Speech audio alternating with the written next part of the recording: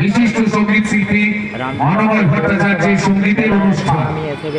আমরা মঞ্চ প্রস্তুতি চলছে, মঞ্চ প্রস্তুতি হয়ে গেলেই আমাদের আজকে সঙ্গীতের অনুষ্ঠান শুরু হবে।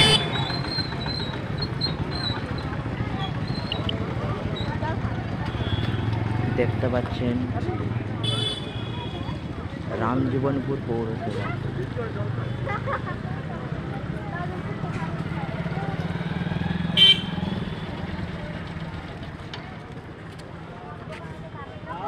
পশ্চিমবঙ্গ সরকারের মাননীয় মুখ্যমন্ত্রী শ্রীমতী মমতা বন্দ্যোপাধ্যায়ের অনুপ্রেরণায় আমাদের এই রামজীবনপুর উৎসব 2023-24 গতকালকে বটনাট্য শোভাযাত্রার মধ্য দিয়ে শুরু হয়েছে।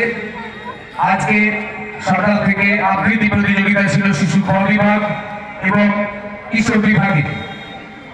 এখন বিকাল 4টা থেকে হয়েছে ম্যাজিক শো, এরপরে রয়েছে আজকে সবচেয়ে আকর্ষণীয় অনুষ্ঠান এবং মূল অনুষ্ঠান বিশিষ্ট সঙ্গীত শিল্পী মানবয় ভট্টাচার্যের সঙ্গীতের